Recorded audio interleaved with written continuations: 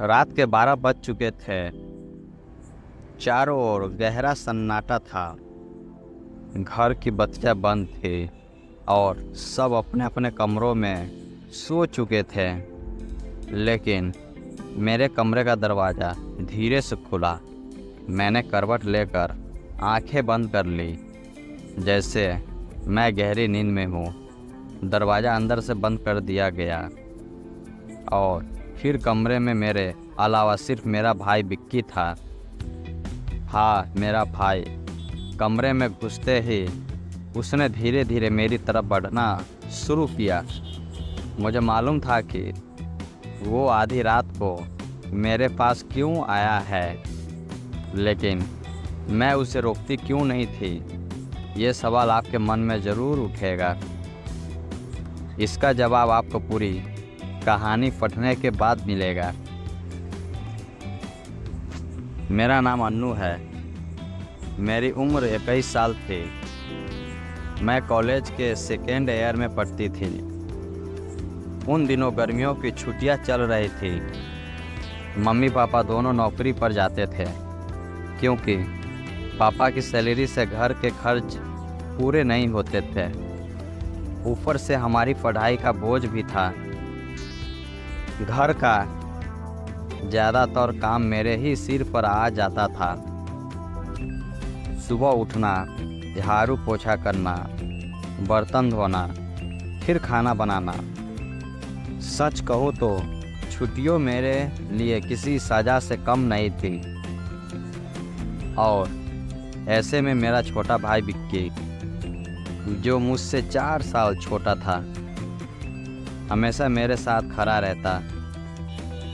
जब मैं काम से थक जाती तो वह चुपचाप मेरे पास आकर बैठ जाता। कभी मेरे सिर की मालिश कर देता, कभी मेरे लिए दूध लेकर आता। उसकी मासूम हंसी देखकर मेरे दिल को बहुत सुकून मिलता। मुझे लगता शायद दुनिया में बहुत कम भाई होंगे जो अपनी बहन का इतना ख्याल रखते हैं। एक शाम की बात है। मैं घर काम करके थक गई थी और बिस्तर पर लेटी थी। तभी विक्की कमरे में आया और बोला, क्या हुआ दीदी, तबीयत ठीक नहीं लग रही?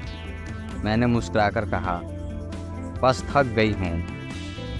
मम्मी सारा काम मेरे सिर पर डाल देती है।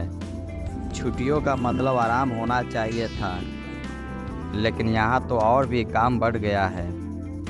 विक्की ने तुरंत कहा, आप चिंता मत करो, मैं अभी आपके लिए दूध लाता हूँ।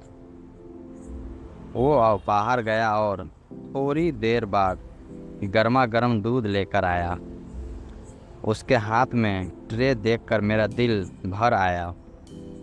सचमुच ऐसा भाई हर किसी को नहीं मिलता। मैंने दूध पिया और थक कर लेट गई। तभी वो धीरे से बोला, चलो मैं आपका सिर दबा देता हूँ, आपको आराम मिलेगा। वो मेरे सिरहाने बैठ गया और मेरे बालों में हाथ फेरने लगा। उसकी उंगलियां में जैसे कोई जादू था। मेरी थकान धीरे धीरे मिटने लगी। मैं आंखें बंद किए उसके स्पर्श को महसूस कर रही थी। मुझे एहसास नहीं हुआ कि कब नींद ने मुझे अपनी आगोश में ले लिया। रात के करीब 2 बजे मेरी आंख अचानक खुली। ऐसा महसूस हुआ जैसे कोई मेरे कमरे में मौजूद हो। कमरा अंधेरे में डूबा था। मैंने ध्यान से सुना। किसी के धीमे कदमों की आहट आ रही थी। मेरा दिल तेजी से धड़कने लगा। मैंने अचानक आंखें खोली, लेकिन सामने कोई नहीं था। बस दरवाज़ा हल्का सा खुला था। मैं हमेशा दरवाज़ा बंद करके सोती थी, तो फिर आज वो कैसे खुला? मैं डरते डरते उठी और दरवाज़ा बंद कर दिया। बिस्तर पर वापस आई ही थी कि फिर वही आहट। जैसे कोई मेरे सिरहाने बैठ गया हो। साहस जुटाकर मैंने लाइट ऑन की, पर वहाँ कोई नहीं था। पानी पीने मैं बाहर निकले तो उसी वक्त विक्की भी अपने कमरे से बाहर आया। उसने पूछा, क्या हुआ दीदी, आप डरी हुई लग रही हैं। मैंने कहा, बस यूं ही लगा जैसे कमरे में कोई था। विक्की मुस्कुराकर बोला, तो मैं आपके पास सो जाता हूँ, आपको डर नहीं लगेगा। मैंने मना किया, लेकिन उसने जीत की। अंत में वो मेरे कमरे में सोफे पर सो गया। उस रात मुझे ऐसा लगा जैसे कोई मेरे बाल सहला रहा हो, लेकिन मैं थकान में फिर सो गई। सुबह उठी तो मेरी हालत खराब थी। सिर भारी था, बदन टूटा हुआ लग रहा था, जैसे मैं घंटों तक कोई मेहनत का काम करती रही। सबसे अजीब बात, मेरे कपड़े हल्के से भीगे हुए थे, जैसे किसी ने मुझे नहलाया हो। मैं घबराई हुई थी, समझ नहीं पा रही थी कि ये सब मेरे साथ हो क्या रहा है। दिन बीतते गए। मैंने गौर किया कि विक्की अक्सर अजीब हरकतें करने लगा। कभी मेरे पैरों की मालिश करने लगता, कभी मेरे बाल खोलकर उसमें तेल लगाने पर जिद करता। एक दिन तो हद ही हो गई। वो अपने दोस्त को घर ले आया जब मम्मी पापा घर पर नहीं थे। वो लोग बार बार मुझे घूर रहे थे। उनकी निगाहें मुझे असहज कर रही थी। मैं डर के मारे अपने कमरे में बंद हो गई। जब वो चले गए तो मैंने विक्की से कहा, दोबारा तुम्हारे ये दोस्त का घर पर नहीं आना चाहिए। लेकिन उसने मेरे गाल पकड़कर कहा, इतना गुस्सा क्यों करती हो, सब ठीक है। उसका लहजा मुझे डराने वाला था। मेरी तबीयत लगातार बिगड़ रही थी।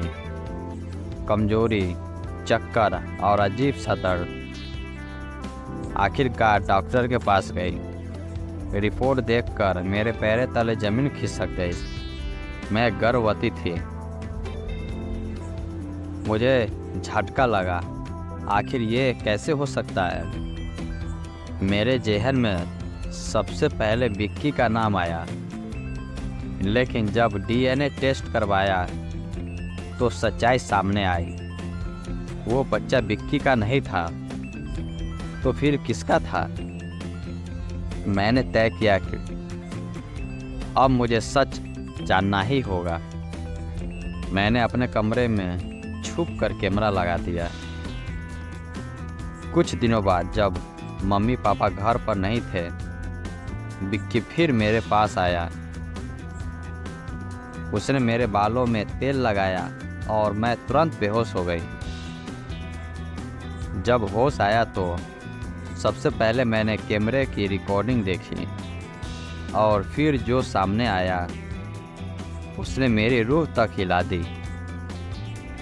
रिकॉर्डिंग में दिखा, विक्की मुझे बेहोश करने के बाद अपने दोस्तों को कमरे में बुलाता था। वो सब मेरे साथ घिनौना काम करते और पैसे देकर चले जाते। विक्की मेरा भाई मुझे बेच रहा था। मैं फूट फूट कर रोने लगे।